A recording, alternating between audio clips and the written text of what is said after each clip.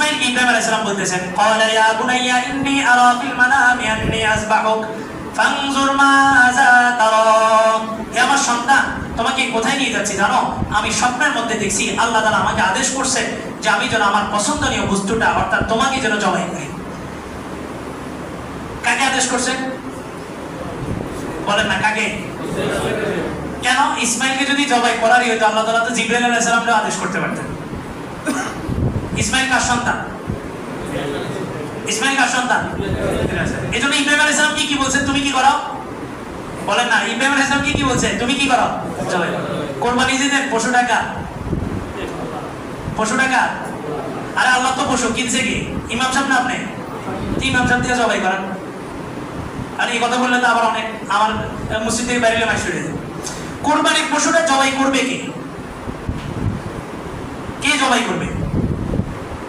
এক একটা মাসালা জানলে হাজার রাকাত নফল নামাজ পড়া সব আল্লাহ তাআলা দান করেন। আপনার মাসালাগুলো শিখেন, আপনি জানেন না। সমাজের মানুষ পারে না, এজন্য আমার কাছে আসে। কতদিন? ইসলামের বিধান কি এটা? নিয়ম কি এটা? না ইসলাম যার পশু তাকে জবাই করার জন্য আদেশ করছেন। ইব্রাহিম আলাইহিস সালামকে জবাইয়ের আদেশ করছেন, আল্লাহ তো জিবরাইলকে দিতে পারতেন। নিজের কুরবানির পশু নিজে জবাই করা শিখেন। হয়তো আমি পারি না, তো হুজুর কি মায়ের পেটে থেকে শিখে আসছে? হুজুরও তো জবাই করতে করতেই শিখছে। হুজুরের কাছে মাস্টাররা জানেন কোন বরাবর জবাই করতে হবে, শিখেন। নিজের চুরি দিয়ে নিজে জবাই করবেন, এটা তৃপ্তি পাবেন। কি হুজুর দিয়ে জবাই করেন? হুজুর আবার দাঁড়ায় থাকে যে 500-1000 টাকা দিল নি, কি একটা ইয়া বাইরেছে। কয়জন হুজুর গোবিন্দের সমস্যা? হুজুরদের ভিতরে সমস্যা না, আপনাদের ভিতরে সমস্যা। আপনারা হুজুরদের কাছে জানতে গিয়ে হুজুররা এত কিছু বানাইছে। আপনারা নিজেদের কোনো নিজেরা জবাই করেন, কোন হুজুর ফতোয়া দিবে হয় না, ওটা আমরা দেখব।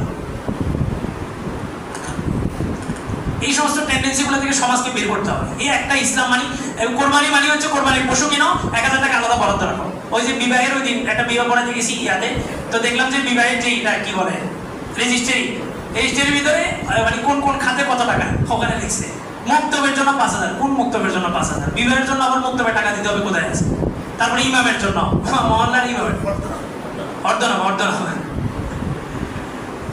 আল্লাহ, আমরা ওই যে হুজুর আমরা বিধানগুলোকে সহজ করবো, আমরা এই বিধানগুলোকে কি করি? কঠিন করে দিই। আপনারা ঠিক হন, আমরা ঠিক হয়ে যাবো। আপনারা ঠিক হন না দেখে আমরা ঠিক হয়ে যাবো।